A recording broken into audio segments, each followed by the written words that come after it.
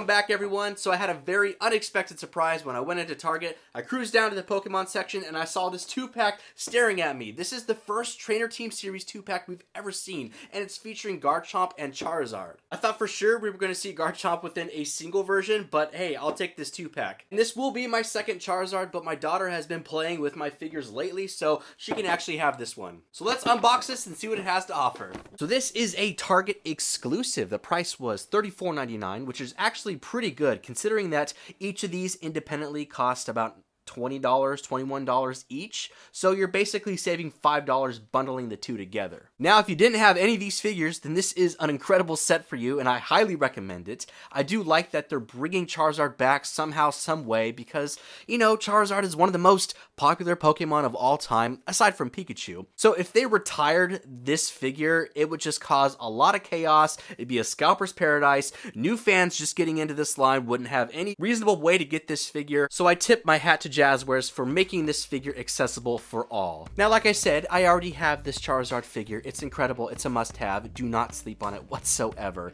So the primary focus of this review is going to be Garchomp and Garchomp only. Now, I did upload an unboxing and review of Charizard, so it's on the channel. Be sure to check that out. I will link it somewhere. That way, you don't miss out on what that figure has to offer. So this 2-pack is considered Series 6, which we did get a glimpse of this within Mewtwo and Raikou. We haven't seen Rayquaza come back yet, but that Pokemon was hitting Ross stores for like $12.99. I think they're all gone now. I mean, if you live in a Ross in the middle of nowhere, you might be able to find a straggler. But if they are implementing 2-packs, then, you know, we could probably see the return of Rayquaza with another Pokemon down the line. And Jazwares, if you're watching this, if I could recommend one Pokemon to pair with Rayquaza, it would be Deoxys. Back to the review. These are hitting stores in the masses. Here's the barcode and the Target DPCI to help you track this down in store. These are also available on the Target app, so I will post that in the description as well.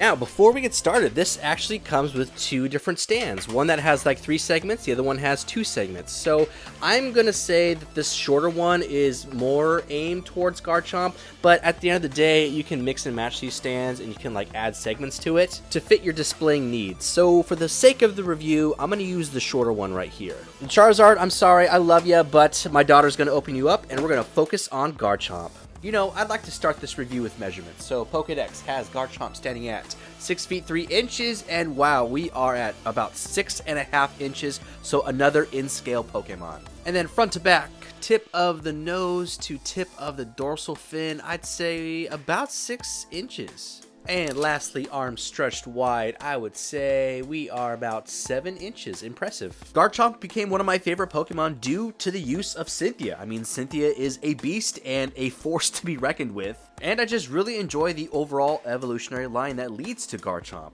So far, what I'm seeing, I think the sculpting looks fantastic. I mean, I look back at some of the other Pokemon figures released throughout, you know, different brands and stuff like that, and wow, have we come a long way. I mean, everything looks proportional. Even with the use of, like, all the articulation, there's nothing that really seems wonky or out of place with any of these figures. I would definitely call this another proud piece to add to the collection. I love the paint applications. Everything looks true and accurate to how we see it in the animated series. The colors look nice and vibrant, and there's really nothing dull about this. With that being said, everything looks nice and symmetrical as far as paint applications go. There's no like overspill or bleed throughout the eyes. They've always done a fantastic job with that. I do have a little white mark there, which should be pretty easy to get off. The rest of those paint apps look nice and clean all the way down. Again, no bleed or excess spill coming off any of these lines. Same thing goes for these like little claws right here, and then the spikes at the elbows and the knees. Everything looks nice and clean. Garchomp's peg hole for the stand is on the back left hand side, and I don't have any issues putting this in there. It fits nice and snug.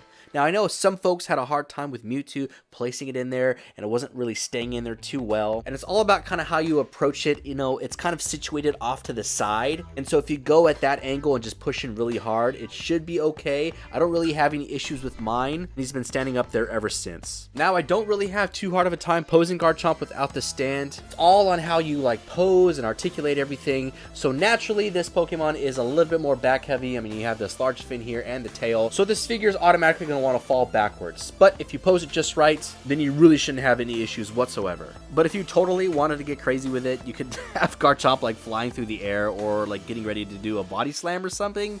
So this stand is actually so perfect. Let's jump to articulation. So at the head, it looks like we have a hinge here at the mouth, another one at the base of the head, and then third one at the base of the neck. So we can take the head, flex it forward about that far. You can have Garchomp basically looking straight up in the air. That's awesome. The hinge to the mouth will open and close, so it looks like we can open it about that far, and it can almost go all the way shut. The base of the head, I can have it looking upwards and downwards. No rotation from left to right. And then at the base of the neck, I can have it looking left to right and up and down. Moving on down to the shoulders, we have two joints here, a hinge and a swivel, and then another set at the elbows.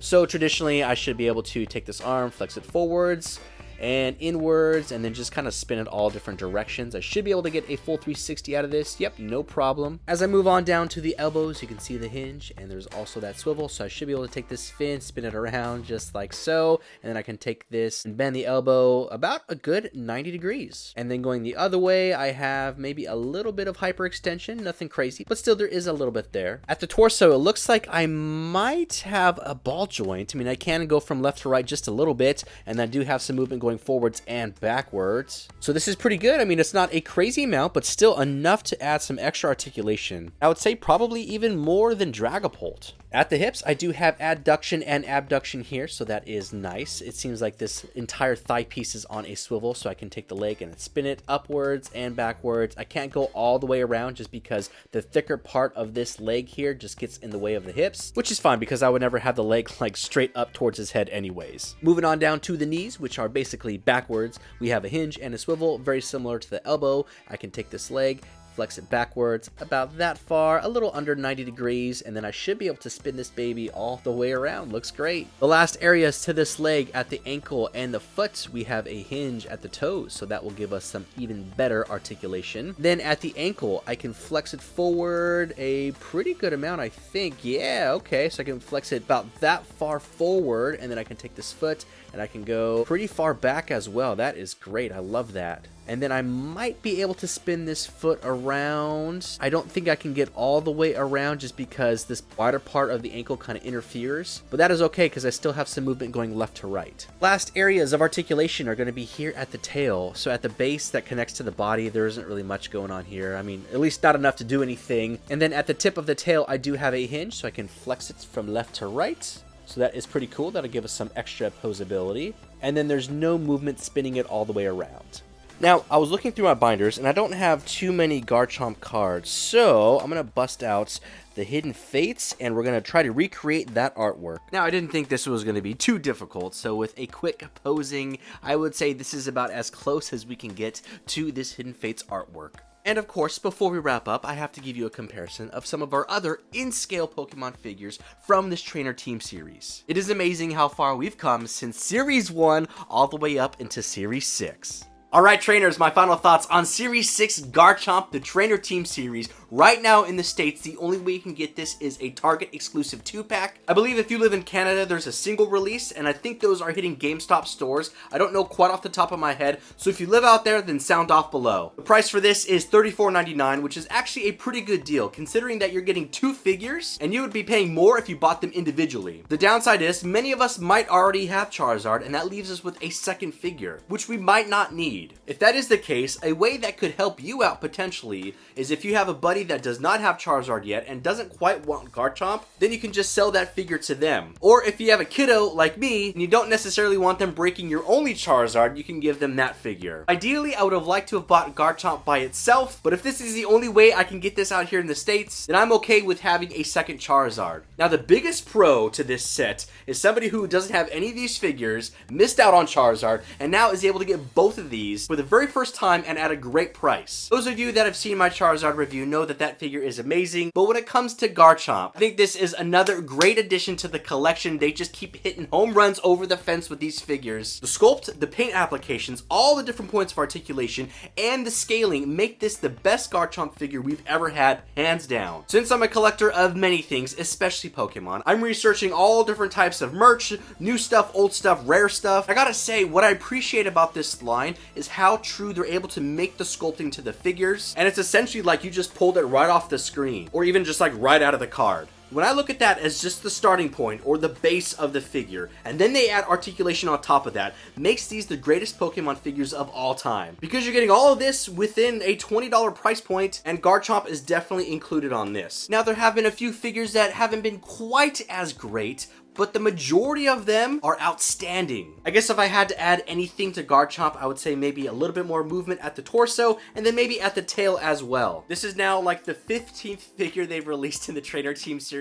with Entei and many more on the way, and this line just keeps getting better and better. So I'm excited to see what the future holds. But that is it, everyone. Thank you so much for watching this video. I hope it was helpful for you. Be sure to connect with me on Instagram and TikTok to stay up to date when new things drop, like this Garchomp and Entei well on the way. I also post toy photography and toy videos. If you did enjoy this unboxing and review and the rest of my Trainer Team series videos, be sure to like and subscribe. It helps out the channel and lets me know I'm doing a good job. Until then, trainers, we will see y'all in the next video.